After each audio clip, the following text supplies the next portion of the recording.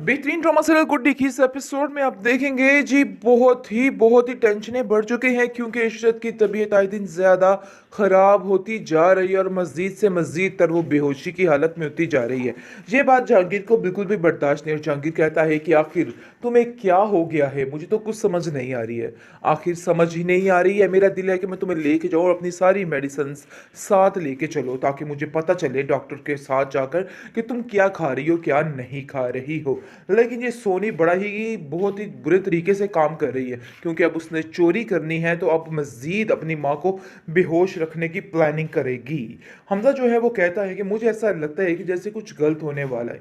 जिस पर आप देखेंगे कि शायद कहती है कि तुम्हें भी गुड्डी का साया हो चुका है, गुड्डी की तरह तुम्हें भी ऐसा ही लग रहा है कि गलत होने वाला है, लेकिन ऐसा कुछ नहीं, सिर्फ तुम्हारा वहमो ख्याल है। दूसरी तरफ देखेंगे जी बहुत ज़्यादा अब गुस्से में आ चुकी है ये औरत शाजिया क्योंकि इसका जुल्म हद से ज़्यादा बढ़ता जा रहा है, जिसकी वजह से अब हाथ से कंट्रोल से बाहर होती जा रही हैं सारी चीज़ें। अब वो देखिएगा कि स्वीटी इसके साथ क्या करती। आप समझिए कि इसकी बर्बादी के दिन जो हैं बहुत नज़दीक आ चुके हैं क्योंकि इसने सबका जीना महाल कर रखा था और आए दिन कोई ना कोई इल्ज़ाम गुड्डी बेचारी पर लगा दिया जाता था। लेकिन स्वीटी अब इसको मज़ा चखाने वाली है और इसको बताने वाली है कि आखिर तुम क्या कर रही थी और क्या करना चाहती थी। शाजिया की अब चीहो पुकार की आवाज़ें शुरू होने वाली हैं क्योंकि शाजिया ने जो कुछ किया है उसके आगे आना है और बहुत ही बुरे तरीके से आना है। और ये सब कुछ करने वाली है स्वीटी जी, स्वीटी ही ऐसा हैसियत करेगी और ऐसे इसको यानी कि इसके 14 तबक रोशन करेगी कि याद रखेगी क्योंकि इसने गुड्डी बेचारी का जीना महाल कर रखा। नासिर बेचारा कह कह के थक गया कि आप ही छोड़ दीजिए उसकी जान, उस मासूम की जान छोड़ दीजिए। लेकिन वो औरत कहाँ बाज आती है और कहती है कि नहीं, मेरे बच्चे बिल्कुल ठीक कहते हैं, ये गुड्डी बिल्कुल भी ठीक नहीं है, ऐसी ना ऐसी कोई ना कोई गड़बड़ करती रहती है जिसकी वजह से मामले ख़राब होते जाते हैं और ऐसा ही हो रहा है। मेरे बच्चे मुझसे दूर होते जा रहे हैं, मेरे बच्चे परेशान रहते हैं सिर्फ और सिर्फ कौन है, इस लड़की की वजह से। ऊपर से आप देखेंगे कि औरंगजेब कहता है कि तुम परेशान क्यों हो रही हो, देखो बहुत जल्द ही वकील का काम होता है तो हम सारा मामला ख़त्म कर देते हैं, देख लेना कि इसको हम यहाँ पर फटकने भी नहीं देंगे। जिस पर शाजी कहती है मुझे तो ऐसा लगता है कि हमने कोई भी नुकसान पहुंचाने की कोशिश की इस लड़की को तो उल्टा वो नुकसान हमारे ऊपर ही आकर पड़ने वाला है। जिस पर औरंगजेब अभी भी इसकी बात का कोई यकीन नहीं कर रहा है। यदि तुम्हें यहाँ पे रखा गया है ना, बस उसी मकसद पे ध्यान दो, इस तरह रहोगे तो मसला ख़राब हो जाएगा और तुम्हें कभी भी औरंगजेब इस घर में ऐसे बर्दाश्त नहीं करेंगे। अगर उन्हें पता चल गया ना कि तुम उनकी बातें सुनते हो चोरी चोरी तो वो देखना तुम्हारा क्या हश्र करते। जिस पर वो कहता है अरे भाई मैंने कौन सा जानबूझ के सब कुछ किया है, बस अचानक से मेरे कान में ऐसी बात गूंज गई तो बस मुझे पता चल गया। खैर मुझे कोई इंटरेस्ट नहीं आप लोगों की इन सारी फजूल आप उसको अंदर घसीट के ले आती हैं।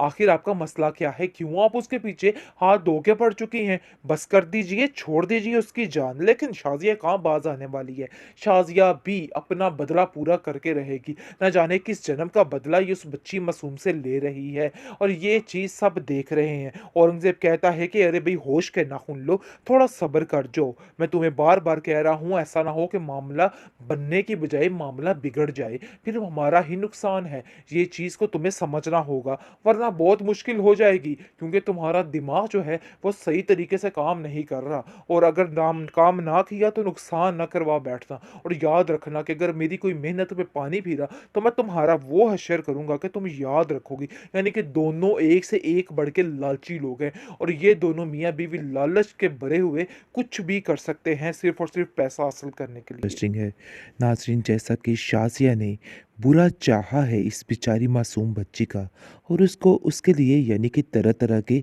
बुरे रास्ते इख्तियार कर रही है, लेकिन वो नहीं जानती कि ये रास्ते उसके लिए ही आसान हो रहे हैं और उसकी हर मुश्किल हर परेशानी बहुत जल्द दूर हो रही है। क्योंकि जैसे ही नासिर घर में आ चुका है वो देख रहा है कि उसकी बहन शाजिया उसके साथ बहुत बदतर सलूक कर रही है। वो उसको कहती है कि आखिर तुम ऐसा कैसे कर सकती हो, एक मासूम बच्ची के साथ इतना इतना जुल्म, आखिर ऐसा कैसे हो सकता है? जिस पर शाज़िया कहती है कि नहीं, मैंने उसके साथ कोई जुल्म ज़्यादती नहीं की है, बल्कि ये तो हर एक माँ अपने बच्चे को काम सिखाने के लिए करती है और वैसे भी जिस काम के लिए तुम इधर ठहरे हुए हो ना, बस वही काम करो और कोई भी काम करने की ज़रूरत नहीं है।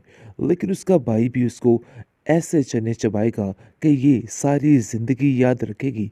आप देखेंगे कि शाज़िया को दिन ब दिन इतना बेवकूफ़ बनाया जा रहा है कि वो समझ ही नहीं आ पा रही उसको कि आखिर क्या मसला है और क्या नहीं है। और उसको जैसा जैसा बताया जा रहा है वो वैसा ही समझी जा रही है। लेकिन गुड्डी को ऐसा महसूस हो रहा है कि जैसे उसका कोई अपना इस घर में मौजूद हो, जिसकी वजह से वो काफ़ी खुश होती है। आगे से शाज़िया कहती है कि देखो, तुम्हें ज़्यादा खुश होने की ज़रूरत नहीं है। ये मत समझना कि तुम्हें इसकी सपोर्ट मिल गई है तो तुम्हें सब कुछ मिल जाएगा। देखो भई, ऐसा वैसा कुछ नहीं होने वाला। मैं तुम्हें बार-बार एक ही बात समझाने की कोशिश कर रही हूँ। जल्दी-जल्दी अपने काम को निपटाओ और हमारी ज़िंदगियों से दूर हो जाओ।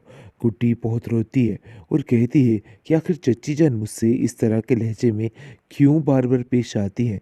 मैं तो उनका बुरा नहीं चाहती हूँ, लेकिन फिर भी ऐसा क्यों होता है? वो अपने चच्चा जान से भी बात करती है कि आखिर मैंने आप लोगों का क्या बिगाड़ा है? क्यों आप लोग मुझसे इतनी नफ़रत करते हैं? जिस पर उसका चचा कहता है कि तुम फ़िक्र मत करो, सब ठीक हो जाएगा। यानी कि उसको तो चालाकी बड़े बेहतरीन तरीके से करनी आती है।